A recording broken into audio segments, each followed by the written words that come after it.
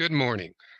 Welcome everyone to the third and final installment of our Land and How It Shaped Us, a three-part seminar series on the history of CSUCI. I'm Daniel Banier, Director of the Osher Lifelong Learning Institute at CSUCI. The Osher Lifelong Learning Institute has been in partnership with CSUCI for over 18 years, bringing the joy of learning to area adults at ages 50 and over through university level courses. We present this seminar series in honor and celebration of our campus's 20th anniversary. Thank you to our grantor and to our dedicated volunteers for making this event possible. In today's seminar, Dr. Dan Wakelee, Professor Emeritus at CSUCI, will present on the history of the beginnings of our campus. Dr. Wakelee is also the former interim provost and vice president of academic affairs, and has played an integral role in the development of our campus and programs. In the second half of the session, Dr. Wakelee will moderate a discussion with esteemed panelists, including two former presidents and a founding faculty member whom he will introduce. Before we get started, I'd like to explain how this webinar will work. If you have any questions for our presenter or panelist, please enter them into the Q&A, as the chat function has been deactivated. We will do our best to address each of your questions as time permits, but we cannot guarantee that we'll get to all of them. Thank you for joining us today as we conclude this exciting and important series. Now, without further ado, Dr. Wakelee. Good morning. Before I go into my presentation, I just wanted to give you a little bit more of my background as it relates to Channel Islands. My involvement began with what would later become CSU Channel Islands in 1988 when I was hired at the University Center at Ventura, which was at that time a joint off-campus center operated by the University of California and the California State University system. Later, I would be an administrator for CSU Northridge, both in Ventura and at the Channel Islands campus. Once CI opened as a university, I served as faculty member, associate dean of the faculty, associate provost, and interim provost before retiring in 2017. Currently, I'm the president of the CSU Channel Islands Retiree Association. To steal a phrase from Bill Cordero, former colleague and former dean of the Smith School of Business, being involved in the creation of this new campus was the job of a lifetime. As I started working on this and thinking about this presentation, it was clear that this actually could be its own series. So if you are watching today thinking that you are going to get a comprehensive history of the campus, you may be disappointed. What I'm doing instead is giving you some brief background and introduction to the creation of the campus and leaving the bulk of the time for our panel. Each of our panelists was intimately involved in various aspects of the creation and early development of the campus. Today's panelists are Handel Evans, who was the planning president of CSU Channel Islands, Richard Rush, who was hired to open the campus, hire the faculty, and build the curriculum, and Dennis Maroka, who was one of the initial faculty members and the first chair of the Academic Senate. Hopefully our conversation will paint a picture of what the early growth and development of the campus looked like. When we get to the panel, I'll have a series of questions for each, some common and some specific to each panelist. If, as the presentation goes along or during the panel discussion, you have questions, please use the Q&A button at the bottom to type in your questions. And we'll try to get through as many questions as possible today. So before we get into CSU Channel Islands, just a little bit of background about the system that we're part of.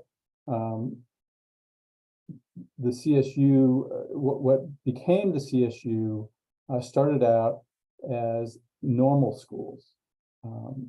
These were institutions designed to train teachers. The first of those, that is what we now know as San Jose State University, was established in San Francisco in 1857, and is the oldest public college on the west coast of the United States. It was authorized by the legislature a few years later in 1862 as a normal school and moved to San Jose in 1857.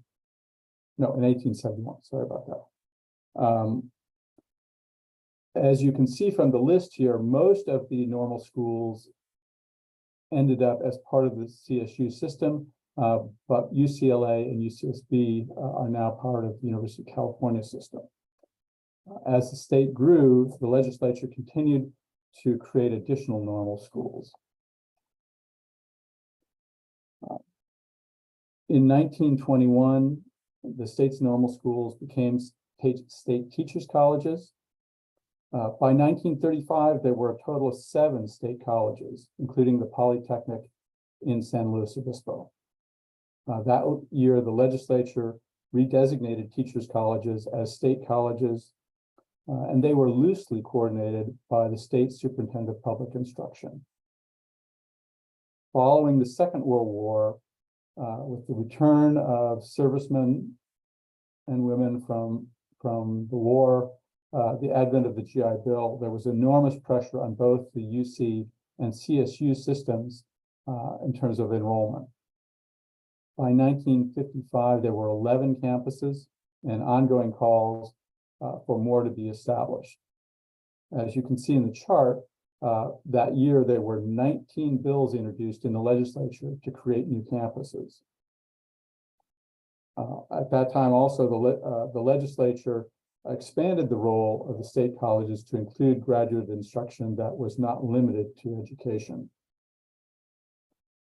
Over the next 5 years, 7 new state colleges were established, including San Fernando Valley State, which is now known as CSU Northridge.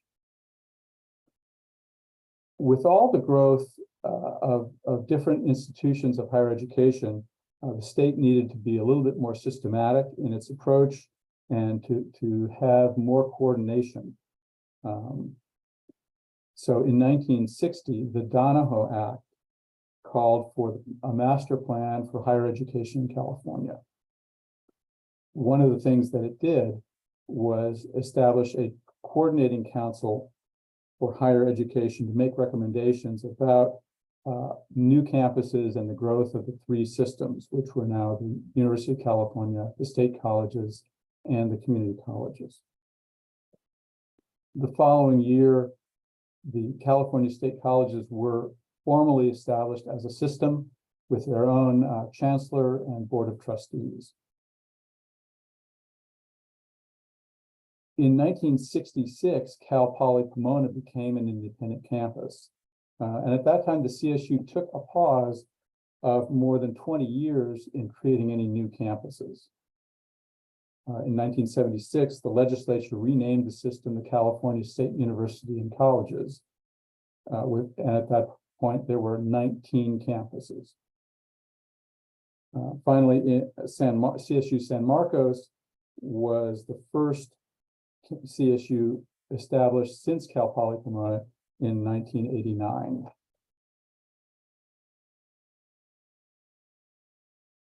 So this brings us to the question of how do campuses get established within the state university system? There really is no single template, but there are a couple patterns. There are political and practical considerations that shape how, when, and where campuses are created. The early campuses, such as San Jose and San Diego, were either built from the ground up as new freestanding campuses or emerged from earlier institutions. This pattern was also followed with some of the later campuses, including Dominguez Hills and East Bay. Cal Maritime, which was a freestanding state institution since 1929, was added to the CSU in 1995. In other cases, existing campuses establish branch campuses that sometimes grow into freestanding institutions. Some examples of this approach are CSU Northridge, which began as a branch of LA State, Sonoma, which began as a branch of San Jose State, and San Marcos, which was initially a branch of San Diego State. Channel Islands although there was a close relationship with Northridge that I'll talk about later, Channel Islands did not begin as a branch, but did have strong ties and a lot of crossover with Cal State Northridge.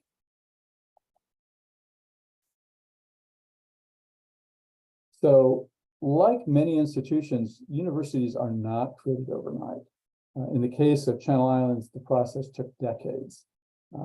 Modern efforts to create a campus in the county spanned the terms of 6 different governors.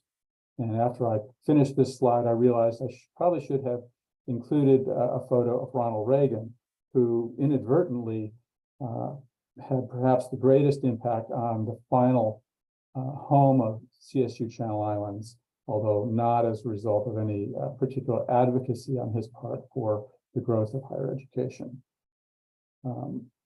As a footnote to the story, the earliest efforts in Ventura County to create a campus date to 1911, when someone named Nancy Donahoe Taylor left a portion of her estate, known as the Taylor Ranch, to create a university. Her heirs successfully contested that will, which ended the first part of the story, although, as you'll see, it was not the last time that that property was discussed as a campus. Following the passage of the Donahoe Act in 1960, the Coordinating Council for Higher Education was established, and a young lawyer named Warren Christopher was named as its chair. The council considered the need for state colleges in different areas of the state and made a finding of, quote, a definite ultimate need for a state college in Ventura County. In 1965, a bill authored by local legislators Ken McDonald and Robert Lager Marcino, whose papers are now housed in the Broome Library, was signed into law, authorizing a state college in Ventura County. 4 years later, the CSU acquired campus sites in Contra Costa, San Mateo, and Ventura counties. The Ventura County site was 425 acres off of Agan Road in Somas. So why isn't our campus known as CSU Somas? As I just mentioned, the state, then under the leadership of Governor Pat Brown, purchased a campus site in Somas.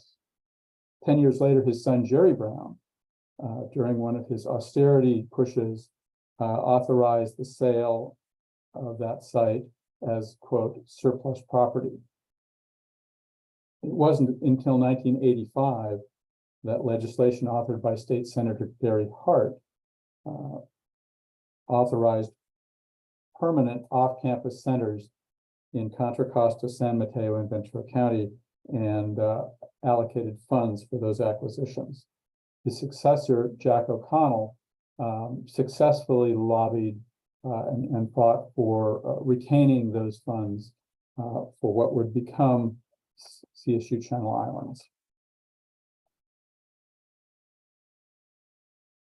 So following that legislation, the CSU began a site selection process in 1988 with a total of $7 million authorized by the legislature.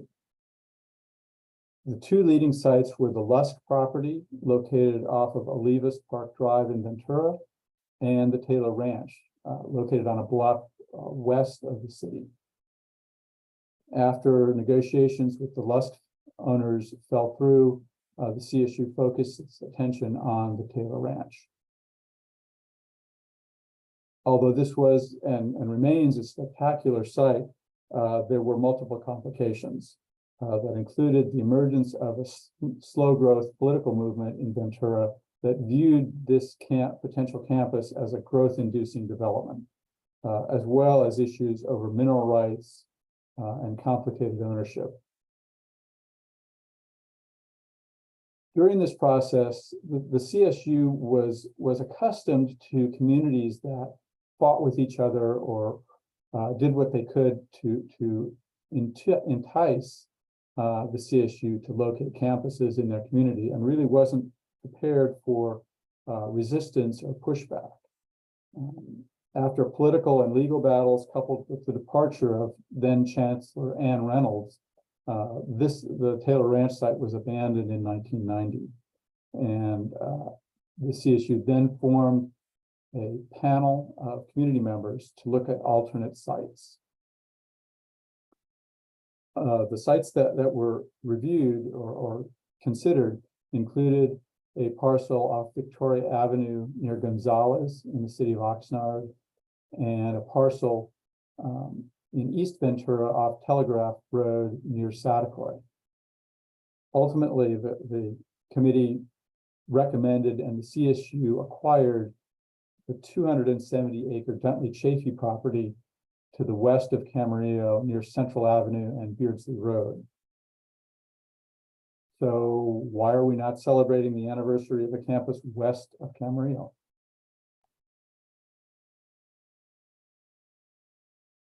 At the same time that efforts were proceeding to develop a physical campus, there was tremendous pressure on both systems, and particularly the CSU, to provide some opportunities for place-bound students in Ventura County. So in 1974, the Ventura Learning Center was established as a joint off-campus center of the UC and CSU systems. It was jointly managed from the headquarters of those systems. Several UC campuses and CSUs offered degree programs or degree completion programs at the campus, at the upper division and graduate level. In fact, my mother was one of the first graduates of this program, receiving her degree in environmental planning from CSU Dominguez Hills. Over time, the center was renamed the University Center at Ventura, and its management was delegated to UC Santa Barbara and CSU Northridge. That partnership ended in 1988 when CSUN established its Ventura campus. During this time, the off-campus center, under the leadership of Joyce Kennedy, helped keep focus on the need for and benefit of a public campus in the community. By the time that the branch ended up moving to the CSUN, the Channel Islands campus, it had become the largest off-campus center in the state, with over 1,500 students. So again, unlike some campuses that emerged from a branch campus, at Channel Islands there were two parallel institutions, one forming and one teaching upper division and graduate students. It was always the intention that Channel Islands would be a separate and not a branch of Northridge. But that doesn't mean that the two were not working together closely. And the arrangement that worked out proved to be, for the most part, mutually beneficial to both. There was a multi-year plan to teach out the Northridge programs that allowed, there was an agreement that allowed students from both institutions to cross-enroll. So you had Northridge students taking Channel Islands courses. In some cases, you had Channel Islands students taking Northridge courses. But those Northridge students, for the most part, viewed themselves, even though their degrees said Northridge, they viewed themselves as Channel Islands students. And almost all of them participated in graduation exercises that were held on the Channel Islands campus. Some of them never attended courses or even visited the CSUN main campus. The teach out, which was supposed to extend, I believe, over 5 years, finished more quickly because of the ease of completing due to that cross enrollment.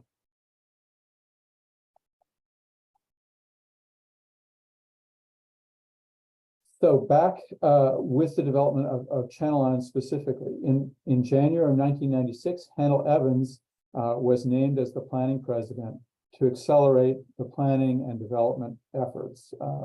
The efforts to develop the Duntley Chafee property had begun to stall, and President Evans was brought in to accelerate that effort. Then in July of that year, Governor Pete Wilson announced that Camarillo State Hospital would be closing. This occurred because the deinstitutionalization of patients led to a decline in this patient population that made the hospital unsustainable.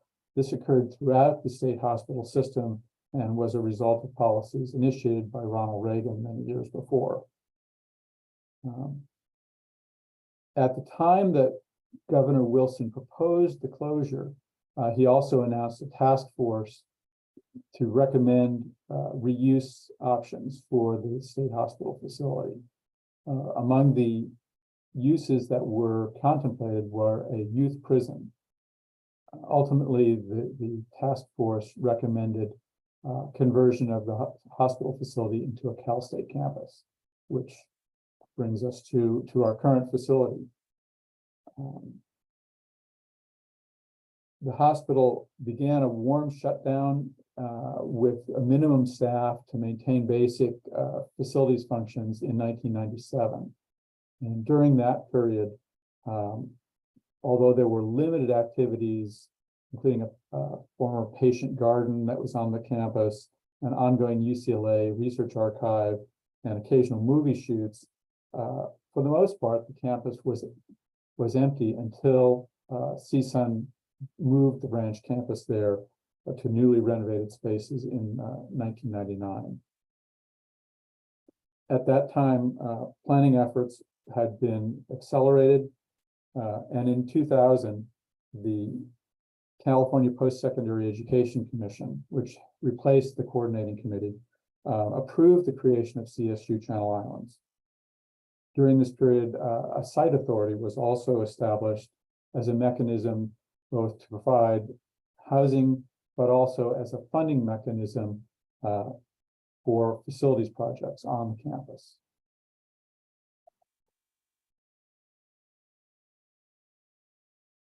In 2001, Richard Rush became president of CSU Channel Islands and immediately began hiring faculty and building academic programs. That fall, the first 13 faculty arrived on the campus. And then finally, after many decades of waiting, the residents of Ventura County celebrated as CSU Channel Islands had its opening ceremonies on August 16, 2002. A week later, on August 24th, the first classes were held.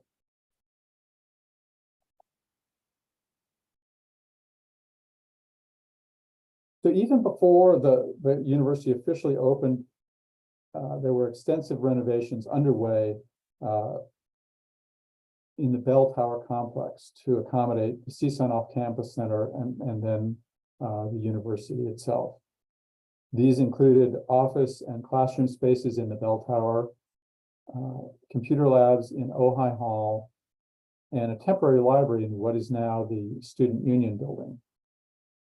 These renovations were completed just in time for the start of classes at the fall 2019 semester. The CSU trustees approved plans for the first science building, now known as Aliso Hall, in 2001. In 1999, even before the campus had opened as a freestanding institution, John Spoor Broom made a major gift to facilitate the construction of the signature library building on campus. The design for that building was led by Lord Norman Foster.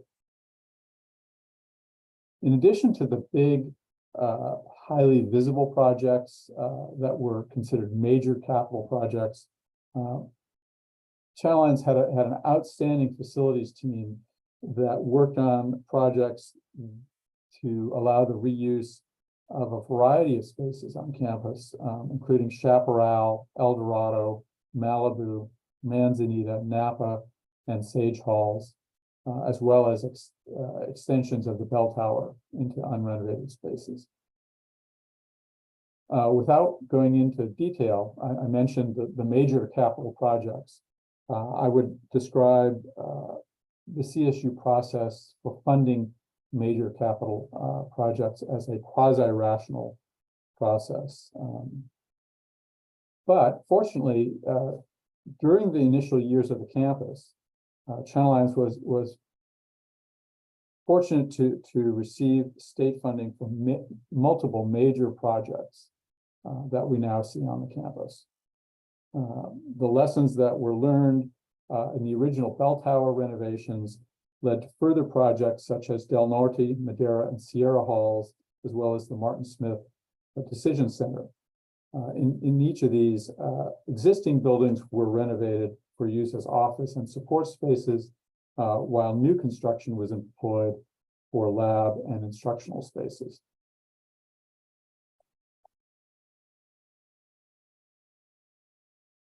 So while many aspects of the creation of a new campus and the transition from hospital to university were visible to those on campus, there's a staggering array of activities that occurred behind the scenes in this process.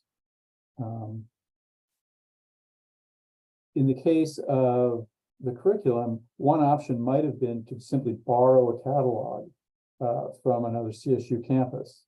However, the faculty set out to create an entirely new curriculum and a set of academic programs from scratch. And they did a lot of this in 1 year. The faculty, many of whom came from outside the CSU system, had to negotiate CSU's often interesting internal processes to gain approval of their curriculum from the system. At the same time, relationships had to be built with schools and community colleges that would provide the students to the new campus.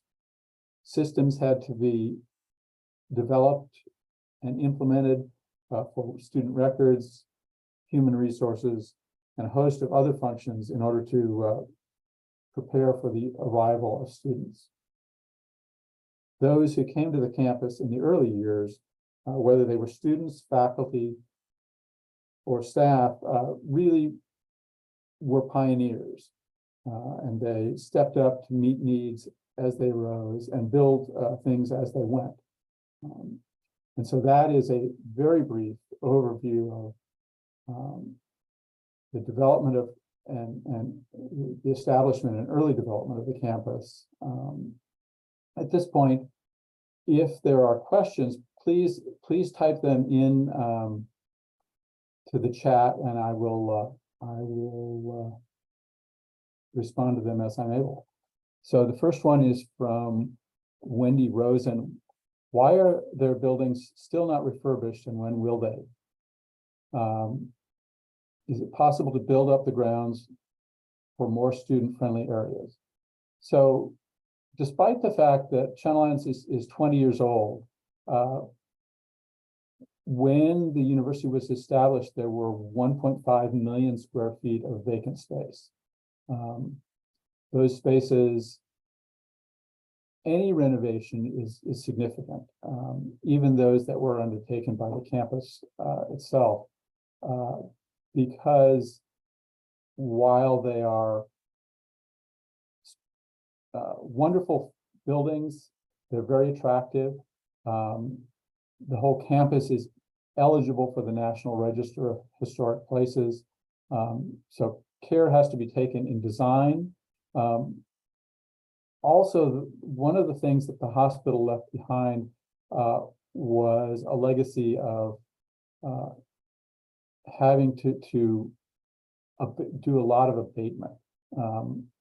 There was a steam system throughout the campus that was insulated with asbestos.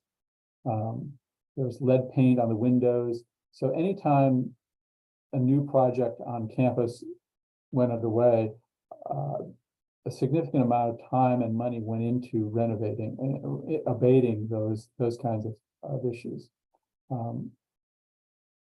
As I mentioned, the CSU has what I would describe as a somewhat competitive process for capital funding. So the campus right now is initiating another project for Gateway Hall.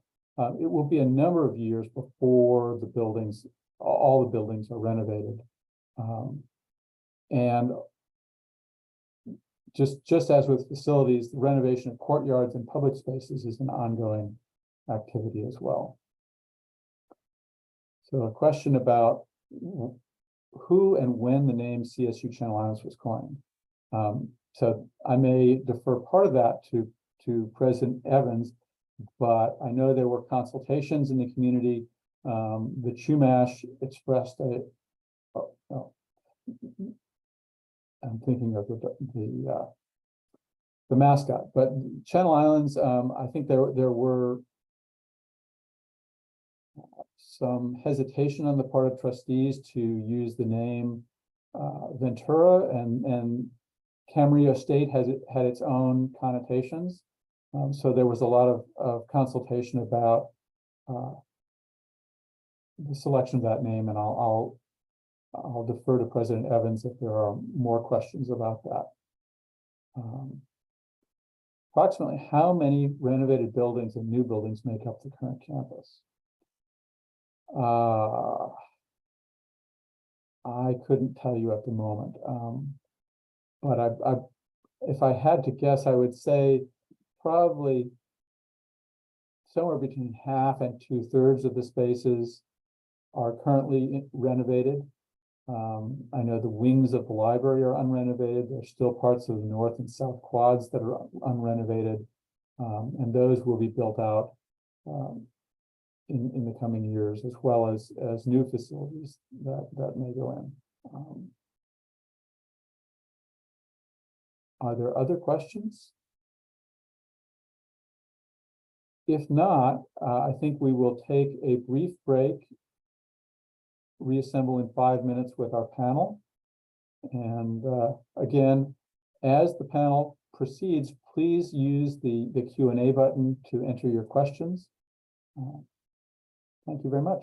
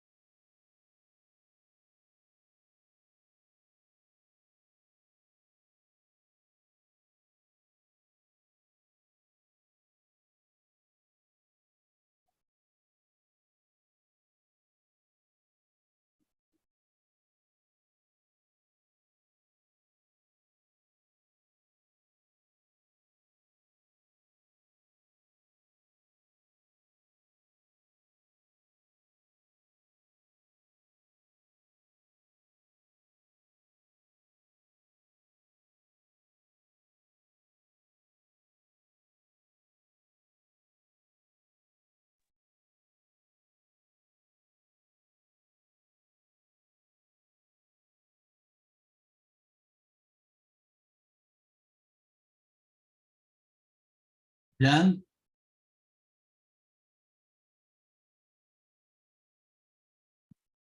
Dan? Yes. Oh, you're there. I'm sorry. Well done. Well done, We'll my friend. we'll be starting our panel in just a moment. I think we're live at the moment. Okay, good. Okay. So I'm assuming that you're going to stick with the specific questions Yes. for me. Right. Okay. All right. Sounds easy, doesn't it? Looking back on it. Yes. Yes.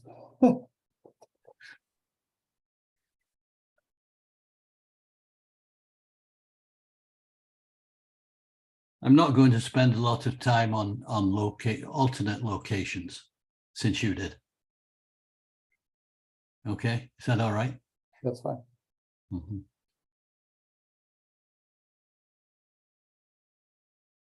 How long do I have, Dan? 3 to 4 minutes. Okay.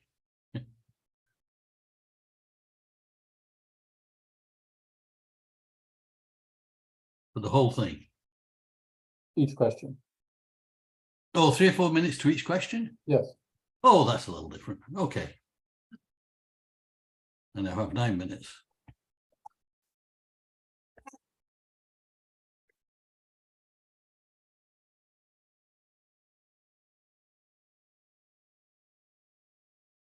Do we have a lot of OLLI participants? Do you know, Dan? I don't. You don't know. We have 105 participants of OLLI, faculty, staff, students. 105. Good. All right, go ahead and share your videos, please. There you go. Everyone can hear you still, just so you all know. All right.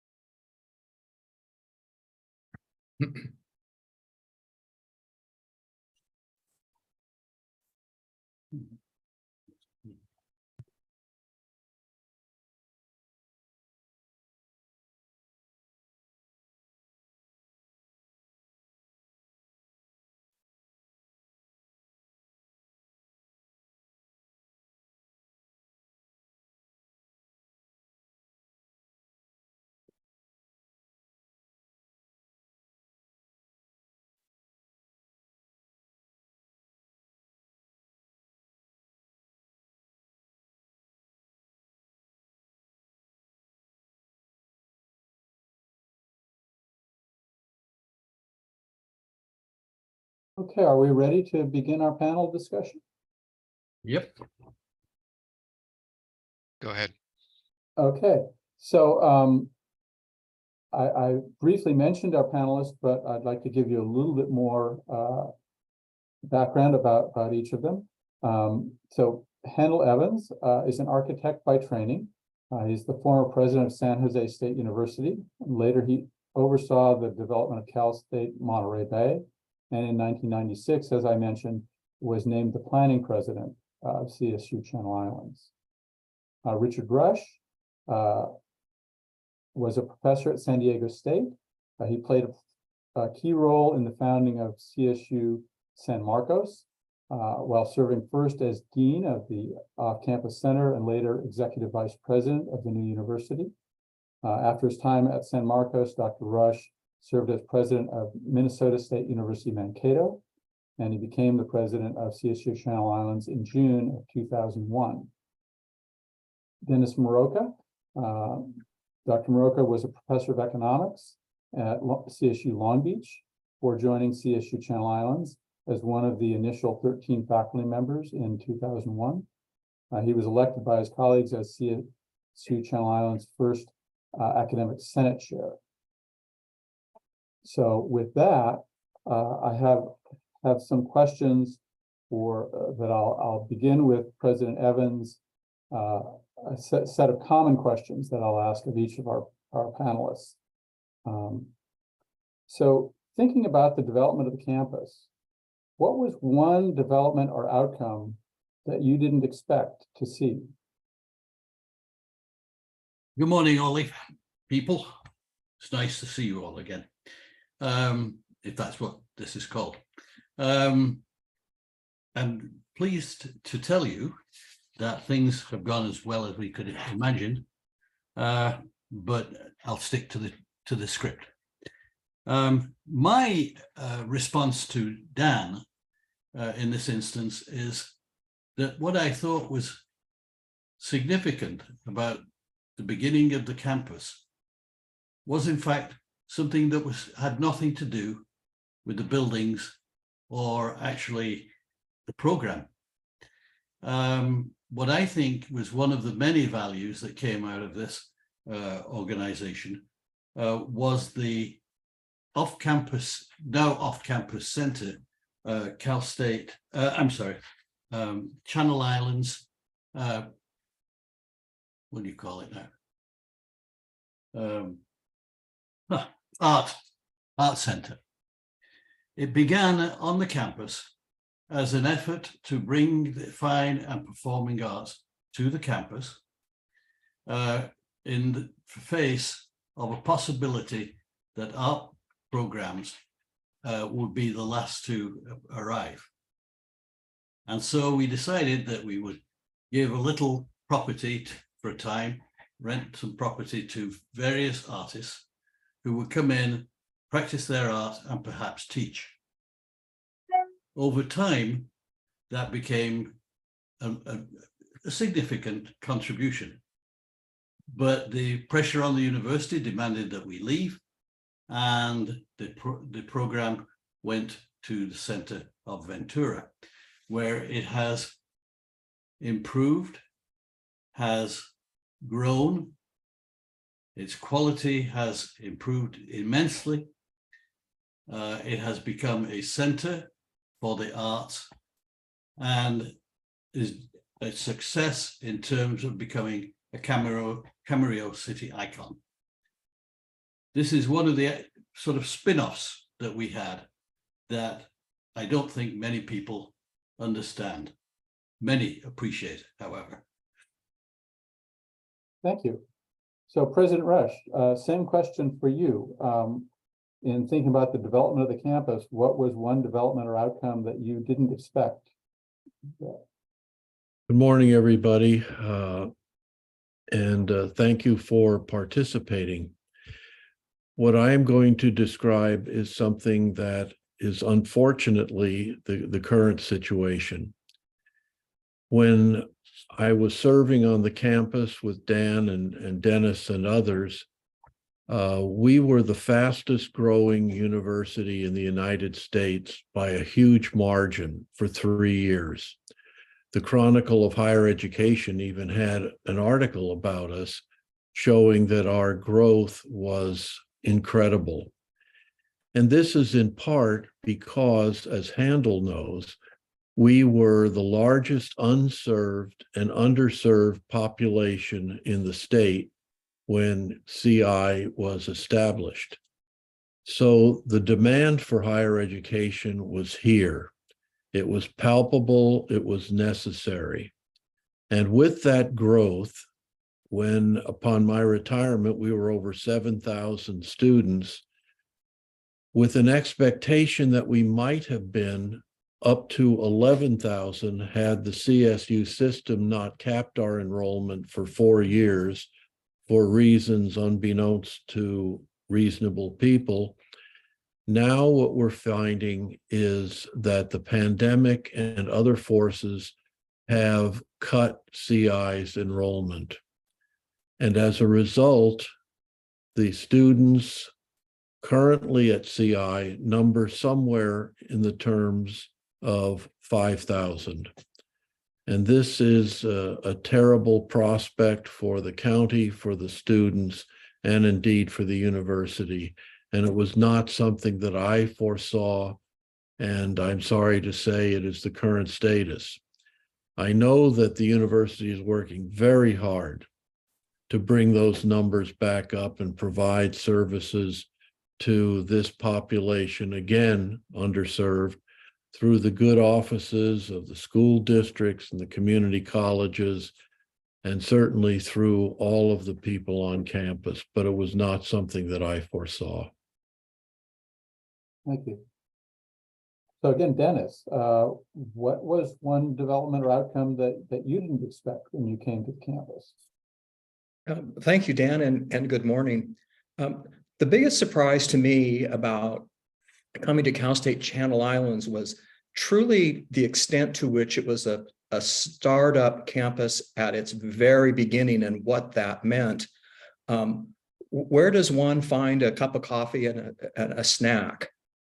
Where does one get a form to drop a class? When do classes start on Wednesday mornings? These are all things that as lifelong university members, we take for granted, but in fact, somebody had to make a decision about those. Somebody had to create those. The answer to those questions, by the way, was there really was no place to get a cup of coffee and a snack at Cal State Channel Islands. We had a food truck. There were no forms, and we had no idea when classes would begin on Wednesday mornings when we began.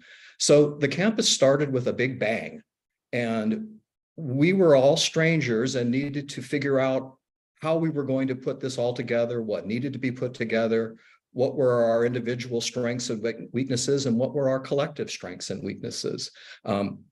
We were able to do that successfully, and then looking back on it, it should have been obvious that this would have been the case, but I have to say it was surprising to me to find how much I took for granted about what really went into building a university. And when we began, we really had to start from the very, very beginning.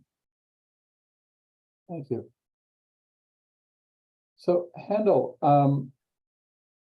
coming back to you, can you tell us how your experience at Channel Islands was different from your experience at other institutions? Well, it's fairly simple.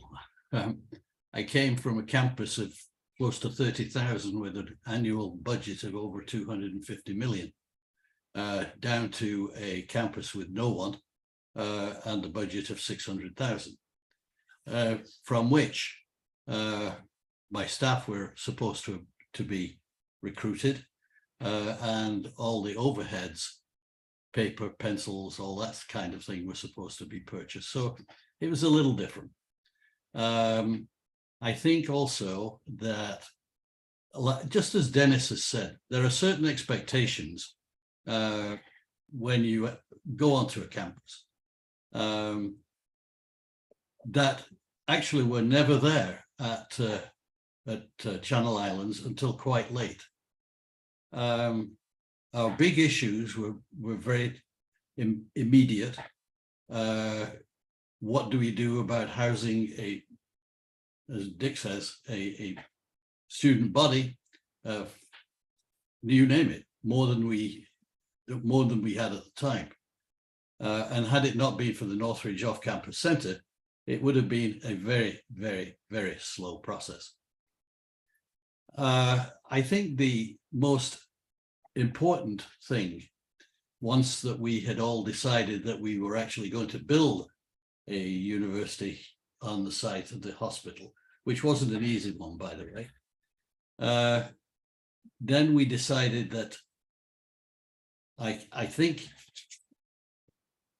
I can put it was not an easy decision to go onto the campus and start to look at buildings and what we could do with them and so on. Simply put, money was not there to do it, and we had to essentially find it for ourselves.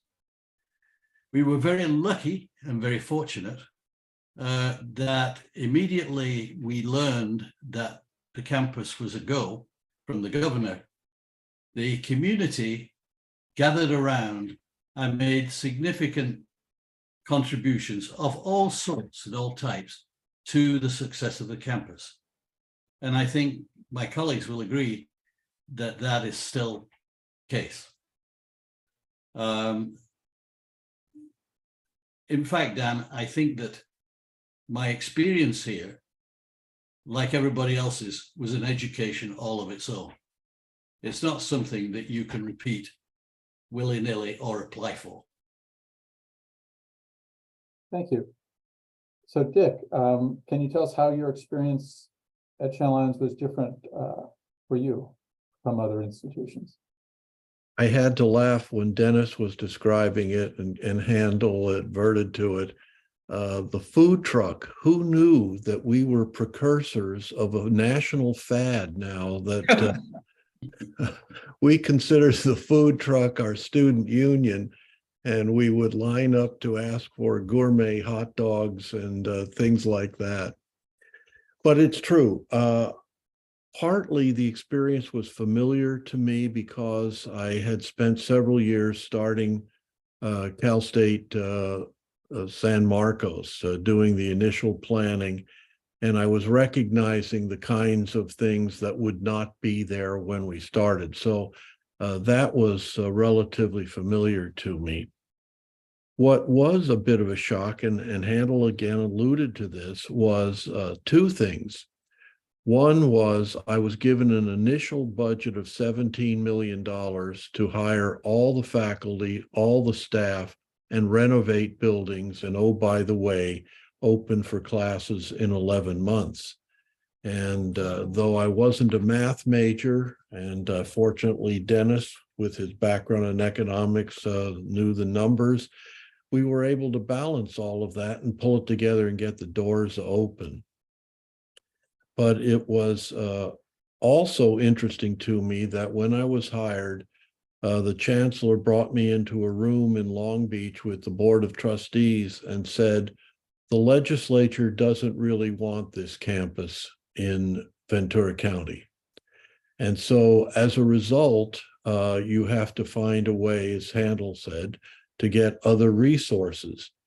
The other campuses don't want you either because they're afraid that you will take away from their allotments, since the state will give a finite amount of money and it has to be divvied up among the other campuses and now Channel Islands. So you're not coming into a family that is welcoming you as a little brother or a little sister.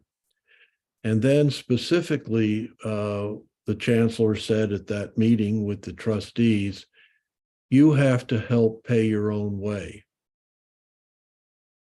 And so that experience to me was unique in a public university setting that were funded ostensibly by the people of California, but the people of California are going to have to reach into their own pockets to help supplement what the state gives you.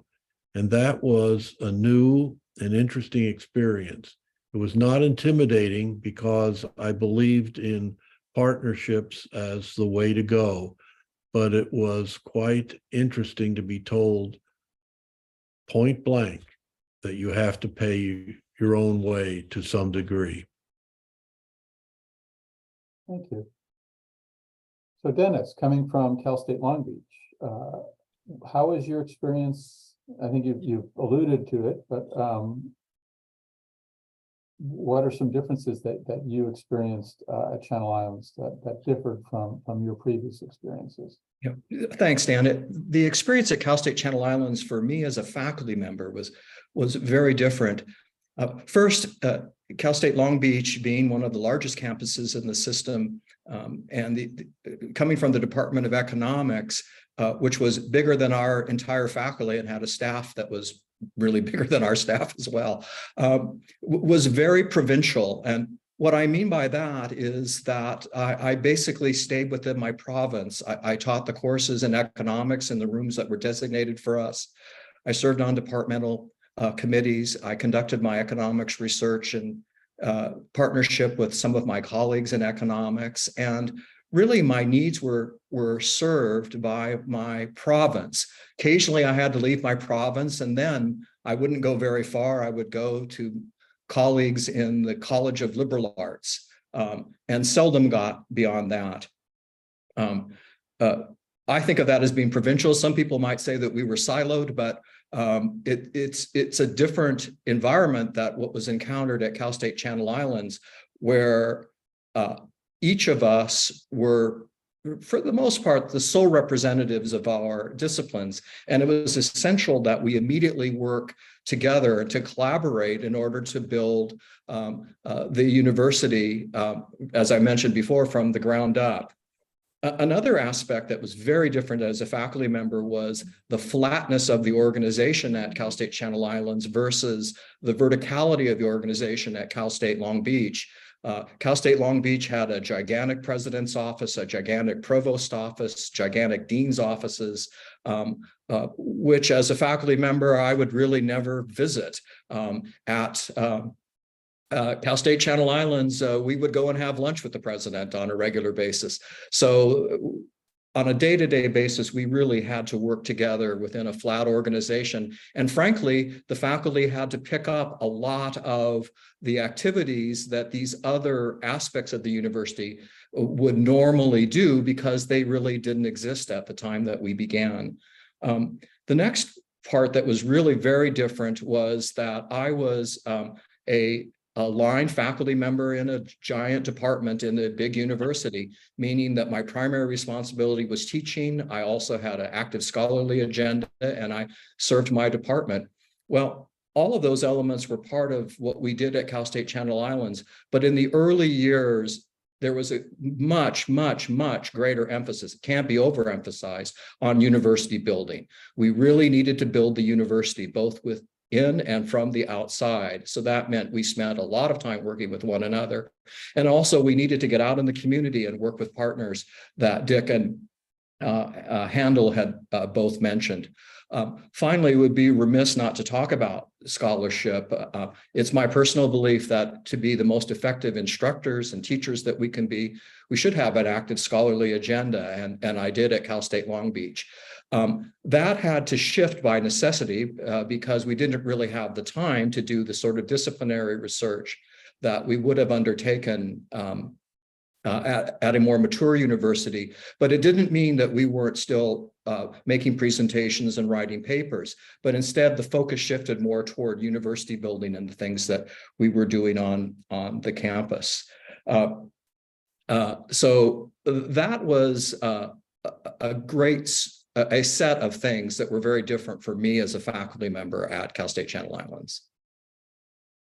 Thank you. So now I have some specific questions for panelists, and I'll begin with Handel Evans. There were several locations proposed as a site for the university prior to the selection of the hospital. And in fact, as I mentioned in my presentation, the university already owned a site. Can you briefly describe what led the trustees to select the former hospital as the location for the campus? It was easy.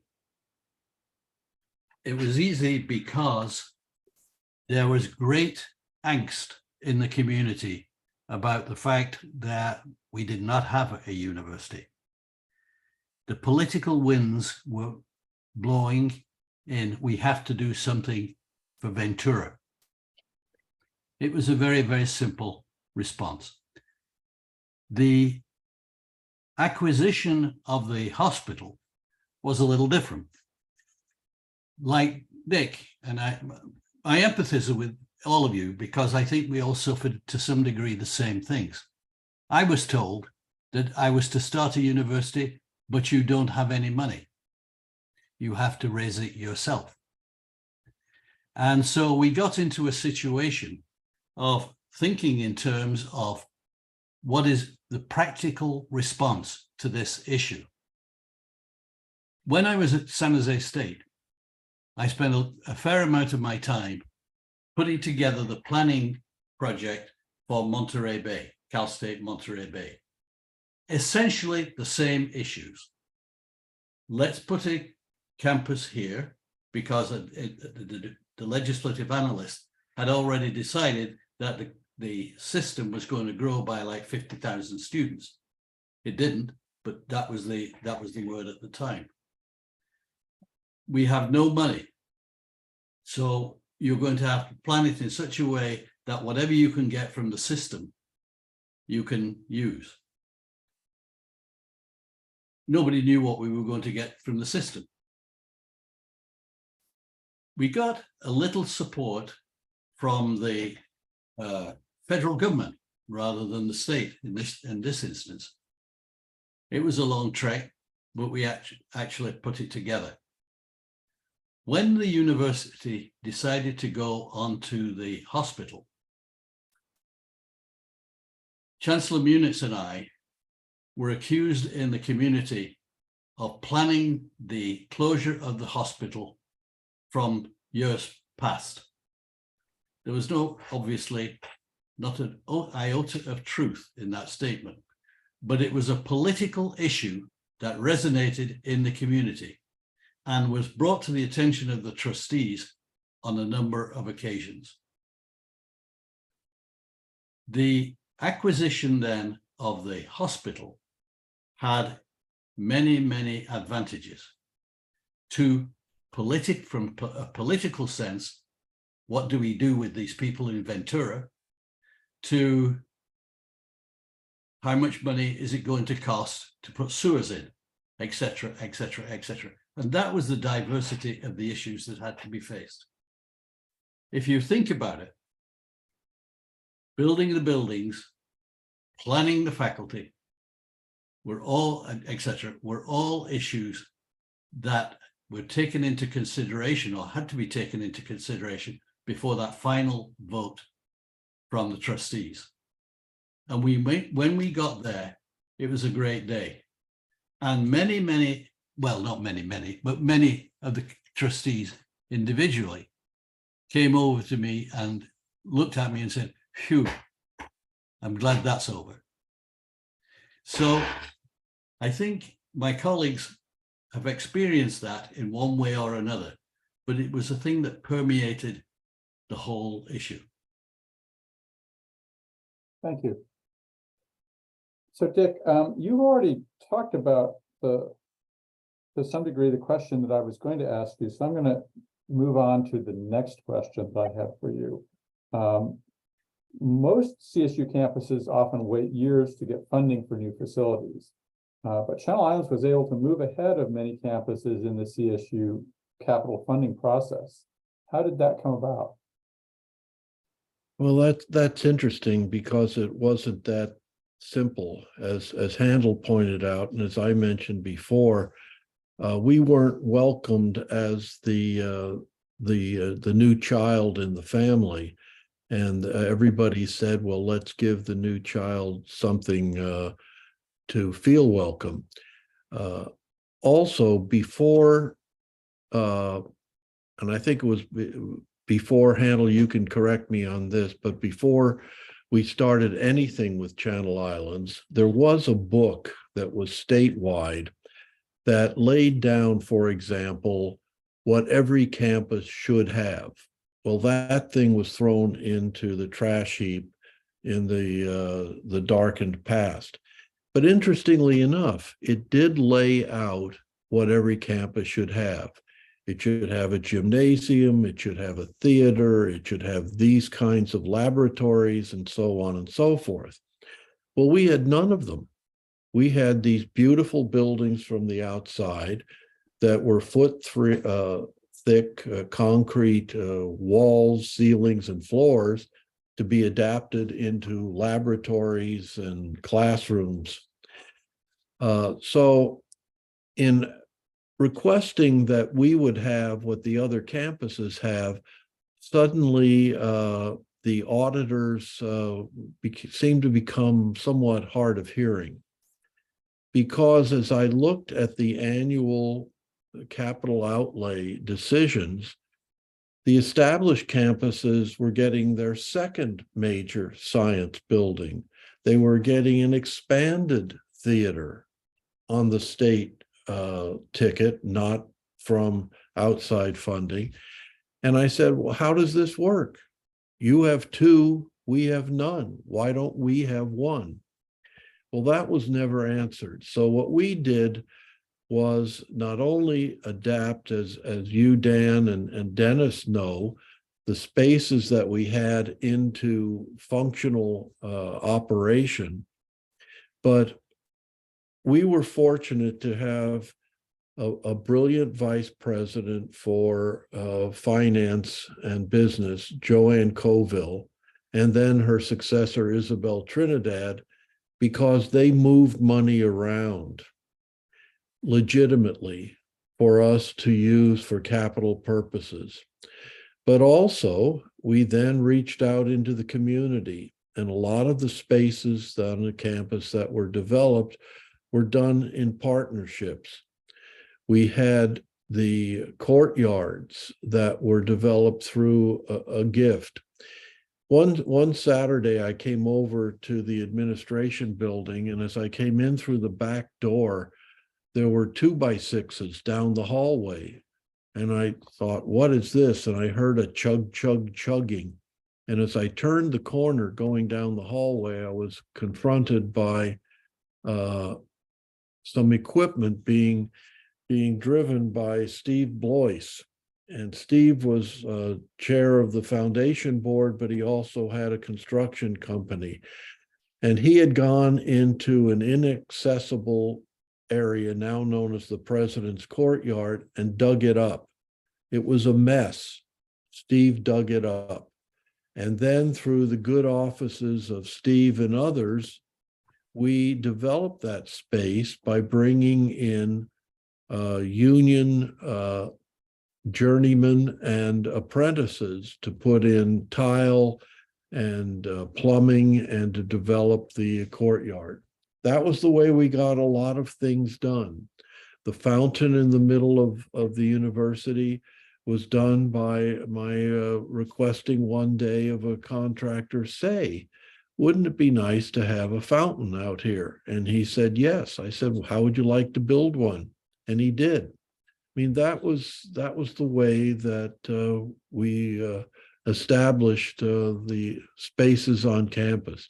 It was done through partnerships and through some funding from the state. Certainly Del Norte Hall was a new building, our second wholly new building on campus in 15 years.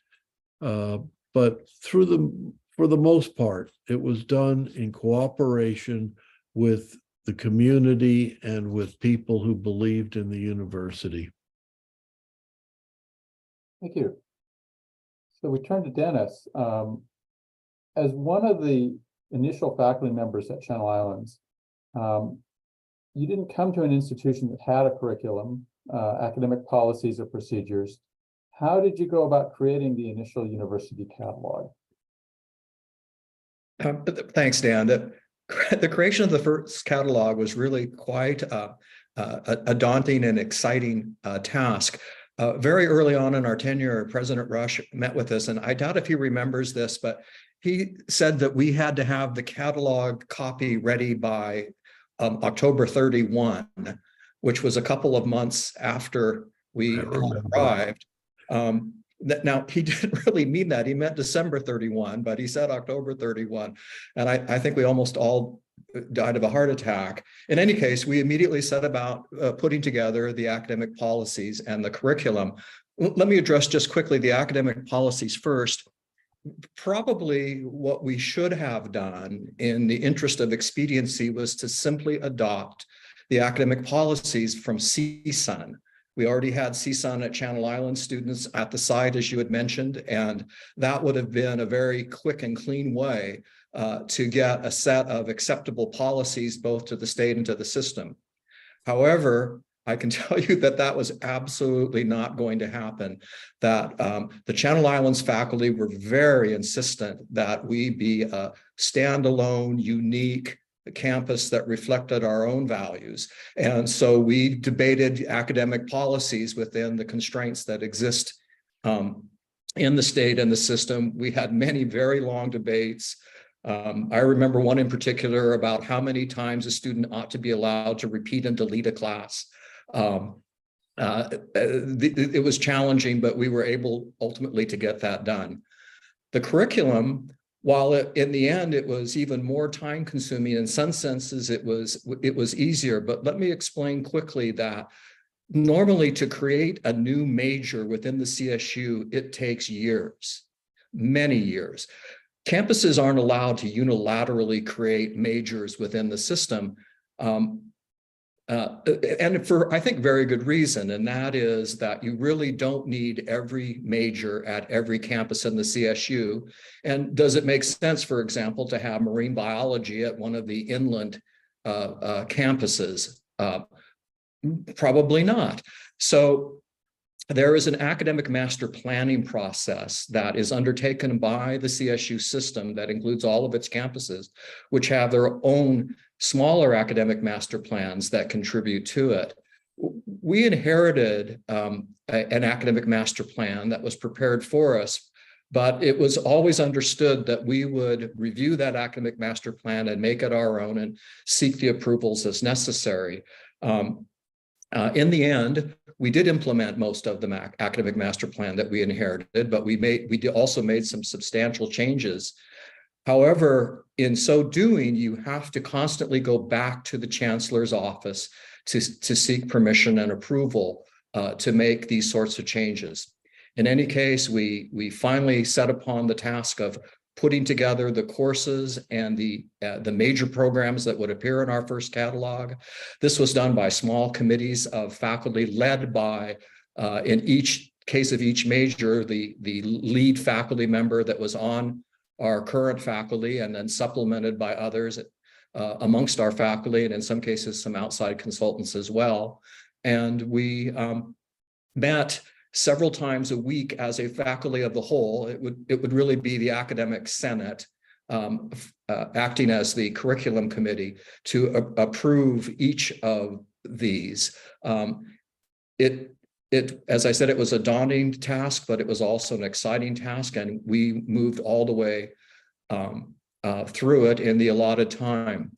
One final thing I should mention is that in addition to the major curricula, you also have general education. And general education, to some extent, is prescribed, again, by state law and by the system, but every campus is unique in the way that it implements its general education program.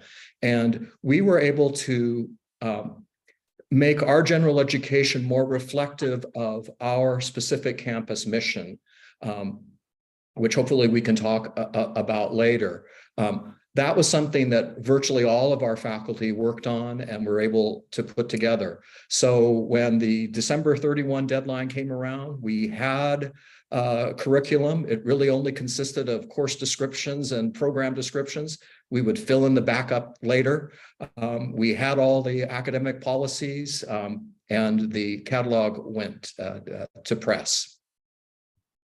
So just a quick follow-up. Could you briefly tell us what the academic senate looked like and what a typical meeting might look like? Yes, I can. The academic senate, well, the faculty were all housed in what is now referred to as Sage Hall. We were on the second story of Sage Hall. The lower story was in rubbles, by the way. It was called the professional building, and the offices were renovated. I believe they were physicians' offices actually originally, but they were renovated for faculty offices. We had a giant conference room in the middle of that building with a very large oval table and old leather chairs. And when I say old, I mean old leather chairs that surrounded the table. And then we would all meet around that table for hours at a time, pretty much every day. As we hammered out the various aspects of building the university.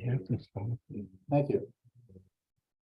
So Handel, the first project on the campus was the renovation of the bell tower complex. Can you tell us about that project and how it impacted the campus as it opened and grew?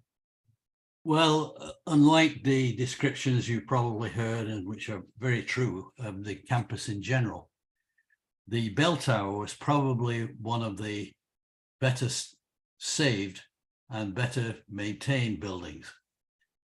It might be something to do with the fact that the superintendent of the hospital lived there. It may not, but there are certain very, very important differences between going into the bell tower, even in those days, and others.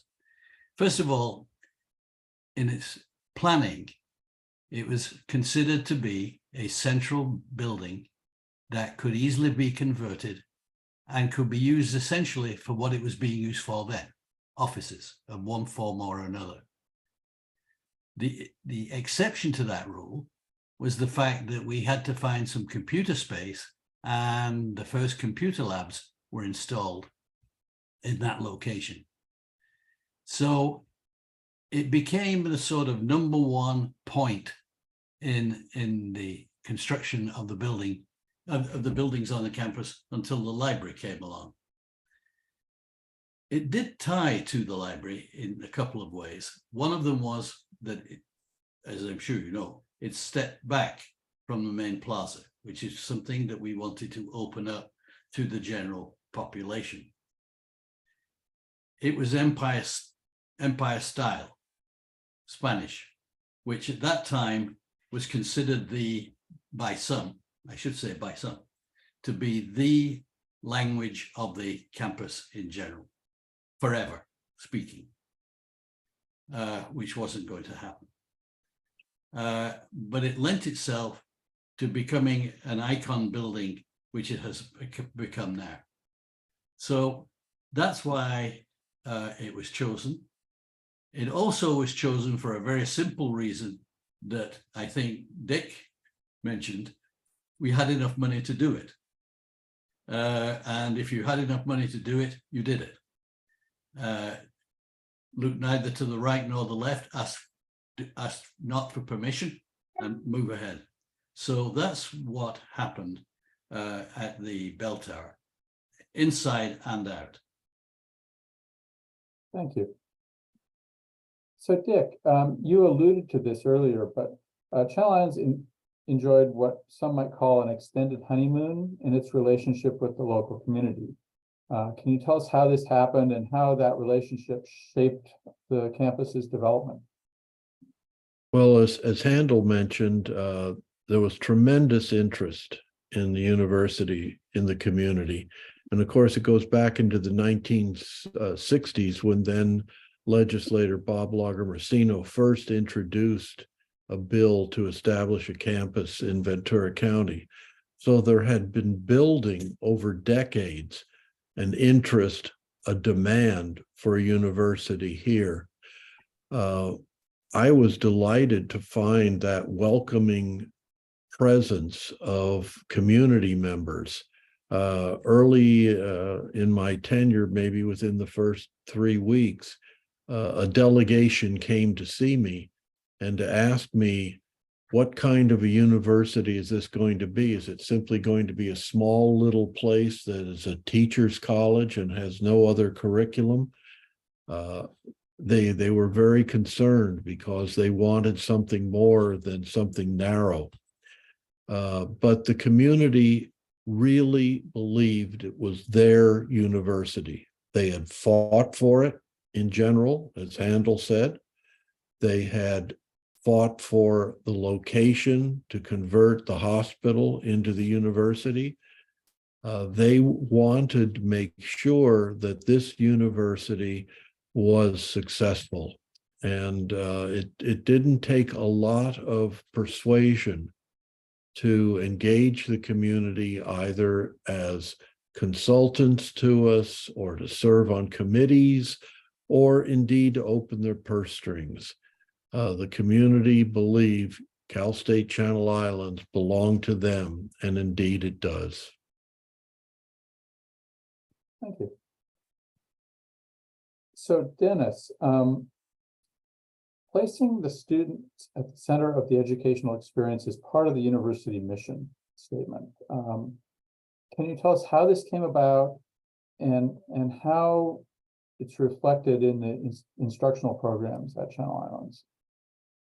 Thank you, Dan. I think in the early years, we've talked about many things already that we worked on at the university, but the single most important thing in my mind was developing what would be referred to as a university culture. What were our values? What was really important to us as members that were building this new institution?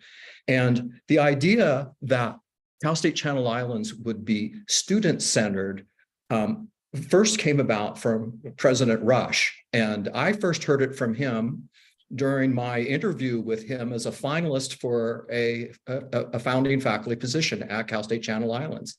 And he described his vision that Cal State Channel Islands would be student-focused. And was that okay with me? And I said, yes, that's exactly what we should do. And I found out later that he asked, he interviewed all of the candidates, the finalists for positions, and he asked every one of the he made this statement to every one of the candidates, and he asked them about this.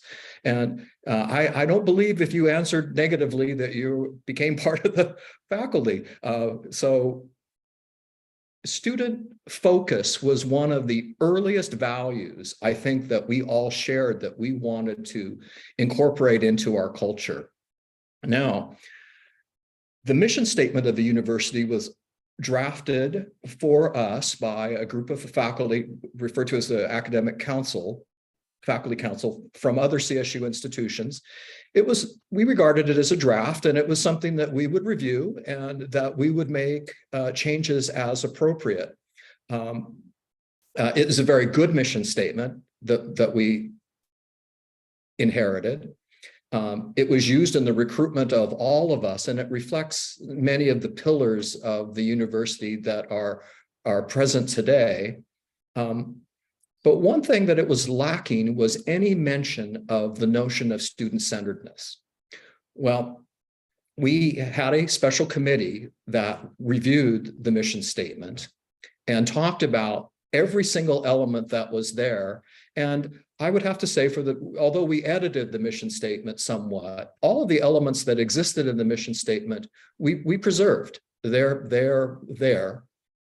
But we appended to the mission statement the subordinate clause, placing students at the center of the educational experience. That was something that we added. And I remember fondly the meeting in which that took place.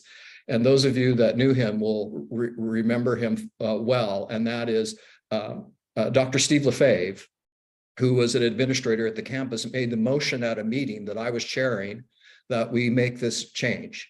And that motion was seconded and was unanimously agreed upon by the committee. And ultimately, we came upon that as our mission. Well, you asked, how is that reflected in academic programs? And I would also add student services today. I believe it's all elements of the mission, including that, are strongly reflected in the programs, academic and student service programs that we have. And one of the things that we asked ourselves constantly as we were working on the curriculum was, how does this curriculum serve students? Will it serve students in the future, not the past students, not the legacy university, but the university of the future? And if we ran into roadblocks, we would ask ourselves, the following question: how does this issue match up against our mission, including being student-centered? And we didn't always agree on the solutions to these things, but we began with that idea. And I think that it really served us well to get us moving in the same direction. In the early years of the university, I firmly believe that there was not another university in the country that was more mission focused than we were at that time. Thank you. So I have a final question for Handel. Can you tell us how Lord Norman Foster came to be associated with the design of the library, and why was that important to the campus?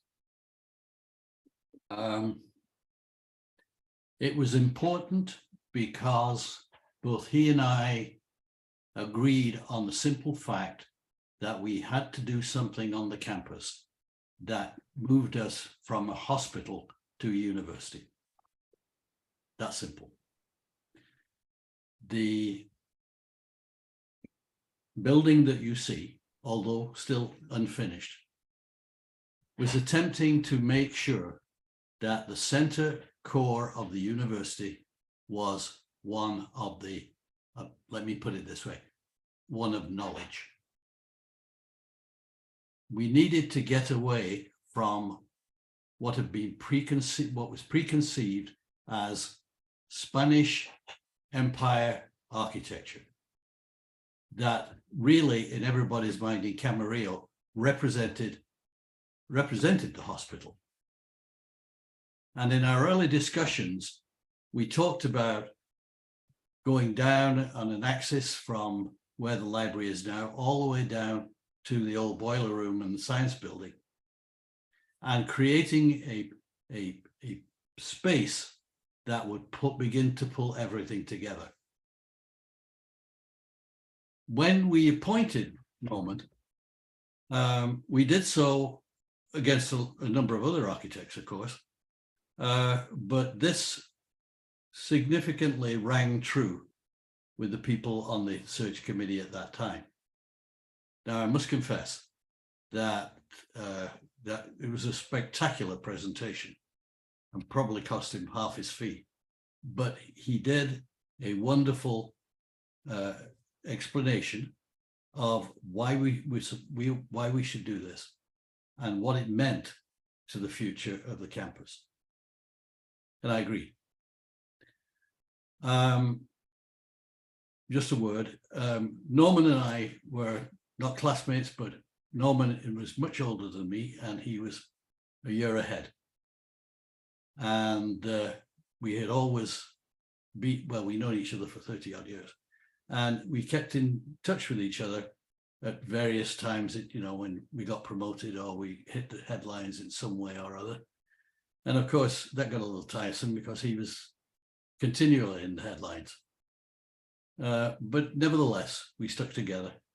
And when I called him out of the blue in London, I was told that, thank you very much for calling. However, they didn't do small projects. And so I managed in the end to leave a message with his assistant, who got us together. And at that time, Norman was designing the research labs at Stanford and knew Central and Southern California well, came down to Santa Barbara. We all had a lunch with Jack Broom, and he stood up after a discussion with his staff that I was not privy to, and his wife, which I heard about, and said that he would be happy to take the commission if it were offered to him. Why his wife? Because his senior partner really didn't want to do the project. He told me on more than one occasion, this is the smallest project we have in our office handle, and it just doesn't fit. His wife, however, who serendipitously served her time at UCLA as a counselor, was actually on this campus during her graduate program and knew it well. And during the lunch, well, Norman was, telling everybody what it was. She leaned over and said to us, "Don't worry, he's going to do it." So I don't know whether it was the attraction of the project or some other marital issue, but he did it just then and served us well. I think, and Dick will appreciate this as much as anyone, if not more. What was central to the success of the library, which Dick had to finish because of lack of success sometime at the beginning, was the fact that Jack Broom, who donated the money to begin this project with $5 million, wanted Norman for a whole stack of reasons. One of which was that he designed the airport at Duxford for the 8th. It's a memorial to the 8th American Air Force. Jack was an avid pilot, dating back to that time, and described the museum to me, which I happened to know right at the time, and said it's got this wonderful, wonderful open area It's meticulous in its detailing and so on. And I said to him, I said, I happen to know the architect for that. He said, you do? And I said, yes.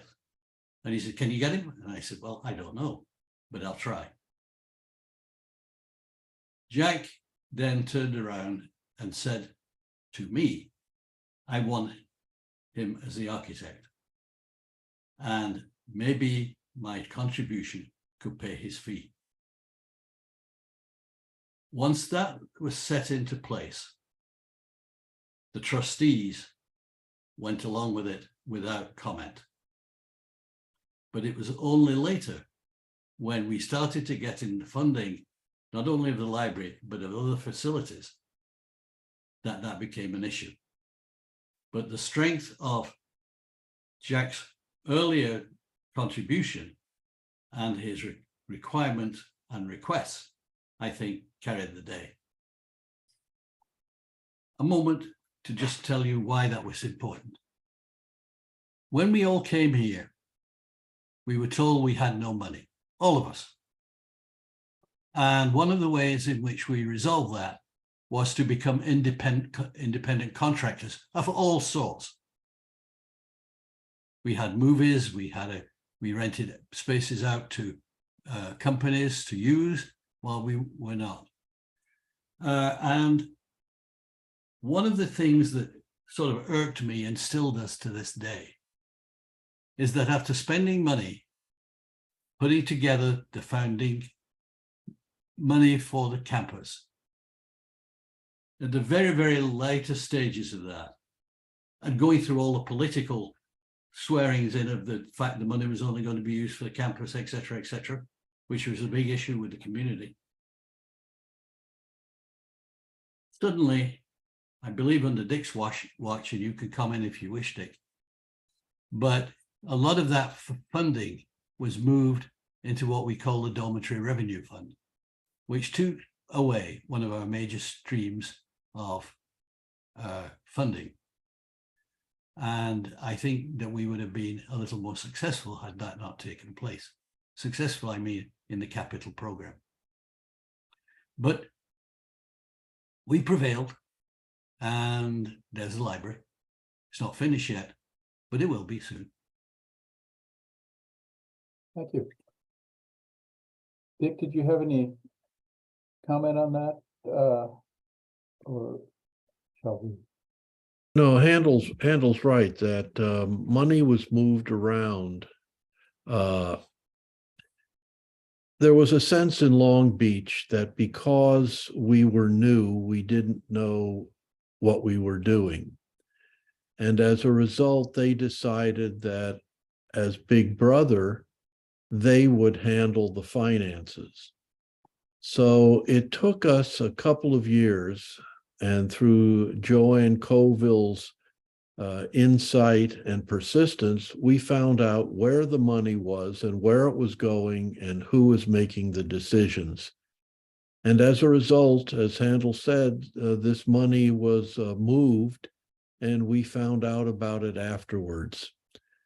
Finally, I convinced Long Beach to let us be the captains of our own destiny, and we took charge of our finances. But it was a bit of a shock to find out exactly what was there and what wasn't there. So as I mentioned earlier, you had already answered one of the questions I planned to ask, so I will move to the one that I hadn't planned to ask. But can you tell us what the most important role that the initial faculty played in the development of the campus? Is that for me, That's Dan? for you. Well, Dennis really addressed it. When I interviewed all of the faculty candidates, I did ask them about being student-centered and whether they would buy into that. And those who didn't, I said, thank you very much. It's been great meeting you, and I wish you well. But the other was, I didn't ask faculty to come and build the economics program or the English program or whatever specifically. The question I asked is, are you willing to come and build a university? And they all said yes, the successful candidates. And to their great credit, they did it. They built a cultural basis of intellectual integrity, student focus, and commitment to the ideals of the mission statement. And in that regard, then the most important things that they did were to establish that basis of intellectual pursuit and student commitment that permeates everything in the academic program. And I am humbled by the work that the faculty did, the early years faculty, because in essence, and I've said this many times, these wonderfully talented people came to Cal State Channel Islands trusting my word. And I am humbled every time I think of that. They came, they established that culture, and they created the academic basis for CI as it stands today. And to them, we owe an immense debt of gratitude. Thank you. So finally, Dennis, so you have mentioned, and Dick has mentioned, the interview process, which is typical, your interview with the president, which doesn't often happen in many institutions. But in addition to that, in the early years, faculty were hired in other ways that were different from almost any other university. Can you just briefly tell us how that worked and what you think the impact of that was on the composition of the faculty? Yes. Let me begin by just stating that typically, one of the most important activities in building, strengthening a university is recruiting high quality faculty. And that really shouldn't be underestimated in its importance. So we needed to recruit a lot of faculty in a very short period of time that would be able to really strengthen the activities that we began. Okay. Typically, when a new faculty member is hired at a university, it's a very department-centric activity. That is to say that a department is allowed to recruit a new faculty member, and they basically take it from there. They write the description, they take the applicants in, they review them. Eventually, they bring finalists to campus. They try to determine whether or not they fit the niche that they need, and ultimately they ask permission from the administration to hire specific individuals. At Cal State Channel Islands, partly out of necessity, but I think as importantly out of seeking to have a mission-focused recruitment process, we did things very differently in the early years. First, let me state again that there were 13 faculty that were doing the recruiting on across 25 positions. So, and we didn't have any departments. So it couldn't be a department-centric activity, even if we wanted it to be. So we formed small groups that would recruit faculty that would become the cornerstones of the academic programs that were to come. It wasn't like other universities where you have a department and you have a specific need within that department. We really needed faculty in all areas, and it really didn't matter what their specific specialty was, as long as they had a strong commitment and a capability to build a university, a department within a university and a university. So we set about this task as a group. And ultimately, we, as small groups of faculty, reviewed applicants for positions in virtually every possible field. And then uniquely, we would bring groups of 25 finalists to campus once we had identified them for a day of activities. These included meeting with smaller groups of faculty, recruiting committees. They all met with the president, which, as you mentioned, Dan, is quite unusual for candidates at senior universities to meet with the president. And then absolutely uniquely, they all worked together, the candidates now in small groups, 4, 5, 6 candidates with strangers who they didn't know from different fields.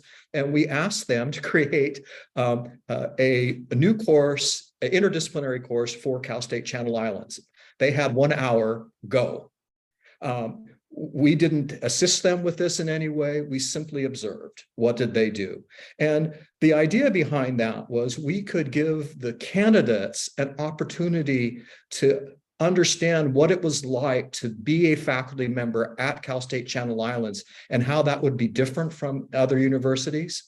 And it gave us an opportunity to observe the candidates and how well they worked together and listened to one another and came up with a course. I think that the candidates thought that their product was important, that course that they proposed. We never implemented any of them. That wasn't really the thing. The thing was for them to understand how we would be different. How did that ultimately affect the curriculum? I think it was very successful in that it did indeed identify faculty who would be able to work well within disciplines and across disciplines, and who understood important elements of our mission. And that's reflected in the people that were hired subsequently by the successful candidates, and also in the curriculum that they subsequently helped to develop. Okay, well, thank you to each of you. And now I'm going to turn to the questions. There are a few that I can answer quickly, and then I have some that I will ask to members of the panel. And just as a reminder, if you have questions based on what we've talked about, please use the Q&A to type in your question for us. So Mary Kennedy asks, is the enrollment still capped by the CSU? Actually, what's happened during the pandemic across higher education, not just Channel Islands, not just the CSU, but enrollments decline.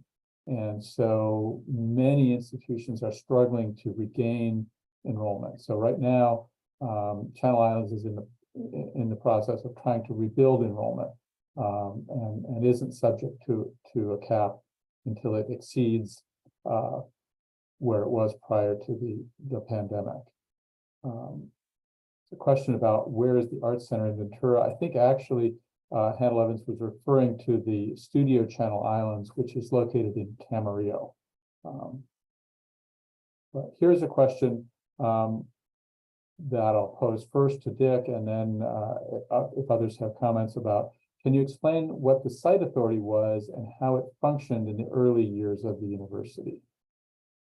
The site authority was established by Senator Jack O'Connell, and it served as the ability to utilize non-state resources for the development of the campus. So the east side of the campus with the housing and town center were under the province of the site authority.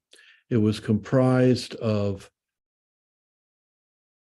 one member, 2 members of the Board of Supervisors appointed by the Board of Supervisors, 1 member of a city council appointed by the Board of Supervisors, and 3 members of the CSU, one of them being the president of the university, one being, and the other 2 actually being trustees, although one was trustee emeritus. So those people comprise the site authority. The stability of the site authority was very helpful because those same people served for several years. And then when there were retirements from the political areas, they were replaced also by people who sustained to this day. So it was a very effective means of developing the east side of campus. If I may, Dan. Yes. If I can supplement what Dick has said. One of the most important reasons that the site authority came into existence was because of the controversy regarding the establishment of the campus here at the university, here at the hospital. At that time, people will remember that a new ordinance was just passed that said that from now on, this is in 90 whenever, that from now on, all development would take place within city limits, and no development would take place out of city limits without a vote of the people. Having said that, what people didn't realize was that the campus was not subject to that kind of ruling. It's a state facility, and as such has its own prerogatives and power. However, as we all know, one of the important things about being in a position like that is you try never to use it, never to use that authority. So the site authority was put together so that there would be a place where the community could talk to the campus and we could talk back, especially through our politicians. Because what was called the SOAR agreement, the SOAR ordinance, was absolutely adamant that we could not change the campus, which would have been a disaster for us. In fact, it would have stopped the campus, probably. But it did allow us to negotiate the building of the housing and other facilities, but essentially the housing. All 900 units of it were planned at that time. Not all of them were built, but they are being done now. And that was considered by many in the community to be a direct contradiction to the SOAR initiative. So it was a way of getting around that controversy, because no politician wanted to stand in the way of the university. At the same time, no politician wanted to get behind us against the state. So that's how it came. And I don't know how you feel about it, Dick, but I felt that it solved a lot of problems, not least of which was being a sounding board for all the Sierra Club, the Audubon Society, all that kind of organization that had business with the university in that area of concern. Well, Handel's right in that regard, because once it was established, we really didn't hear from any of those people who had issues prior to that. It worked. I have a different question as to whether there's a publish or perish atmosphere at the university. Dennis, do you want to start on that one? The answer is a qualified no. There's a difference between what are referred to as Research One universities, where research and scholarly and creative activities are paramount, and the California State University system, where teaching is paramount as it is supported by scholarly activities. So in order to be successful as a faculty member, meaning to earn tenure and to earn promotions, one will need to have an active scholarly agenda, but it won't be nearly at the level that one would find at a Research One university. So I would say that if, and I talked about faculty recruitment before, if you hire the right faculty that really understand the mission of the individual campus and of the system, then the research responsibilities actually take care of themselves because of the interests that the faculty member has in their discipline and in their personal growth. I'll pick up on that too, Dan, because Dennis is absolutely right. I support what he says. When I interviewed faculty, I said, we are here to develop programs. In order to do that, we need faculty who can teach, but you can't really teach unless you have a life of the mind that is ongoing. And that life of the mind is demonstrated by an ongoing research agenda. So you demonstrate the work that you're doing, that you are professing. That is what the term professor means, that you are teaching what you have learned, what you subscribe to. You're open in your life of the mind to the questions that confront your work, but you address those questions honestly and with integrity. And the faculty that we hired were doing that. So during my tenure, we did not fire or non-retain anybody on the basis of publish or perish. I would just add that the way that the tenure process is structured, when someone's hired, they create a plan. And in that, they lay out a broad outline of what it is that they're going to do in order to attain tenure. Not specific articles, but generally how they're going to move toward tenure. And then there are reviews during that time so that people know if they're on track. And I think that the process is designed to help people be successful, whereas at some institution, the process may be designed to weed people out. And I think that's a cultural difference that we see at Channel Islands versus some of the particularly research institutions.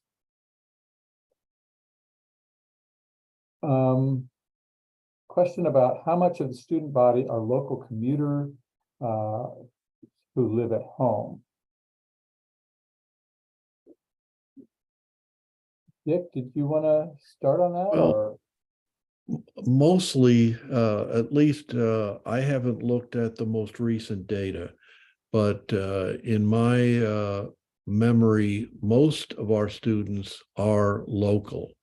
And what percentage live at home, I really can't say. We have, what is the number now, 1,500 beds on campus? Is that Maybe the more than latest that. number? But I think I remember discussions around getting to a goal of having housing for a third of the students. So the That's majority right. of students are commuters. Yes. And that's likely to persist even as more student housing is created.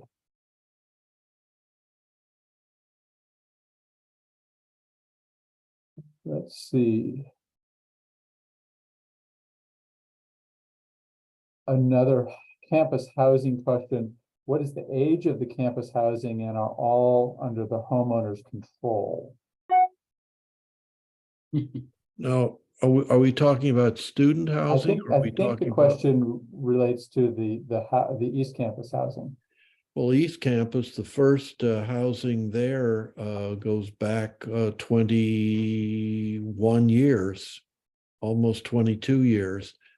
And as I can observe, it's being maintained quite well. And so all of the rest of East Campus housing is younger than 21 years. And in terms of homeowners control, the properties on the East Campus are not purchased. They are leased. I believe it's 99 years, so that none of the land on the campus is actually sold. That's right. And subject to other restrictions.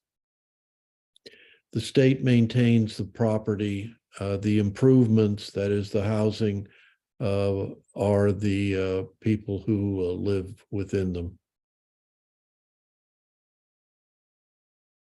There's one last question about whether there are any politically motivated oversight affecting librarians.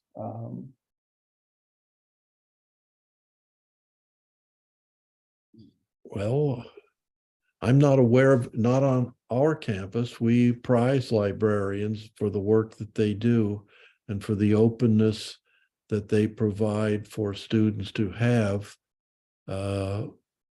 research with integrity.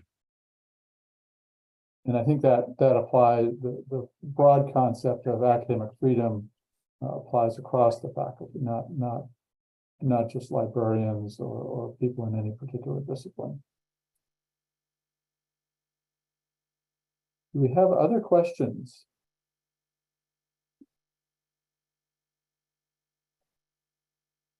Well, with that, I think we are nearing the end of our time. So I really want to thank each of our panelists for taking time to talk with us today. I hope that this gave you a brief understanding of how Channel Islands came to be and how it developed in the way that it did.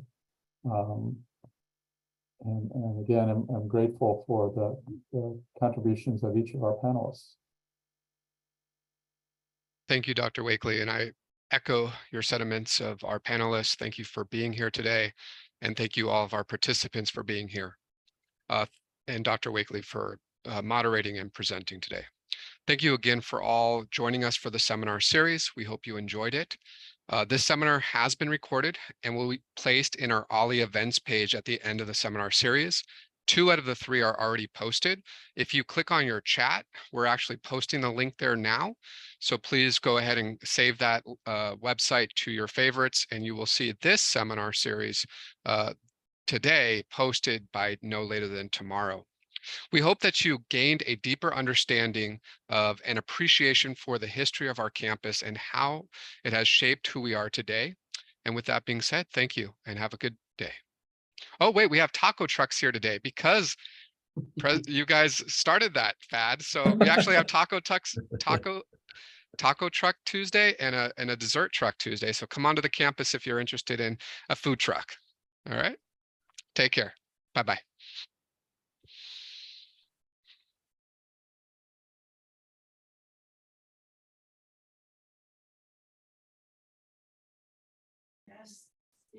Goodbye, everyone.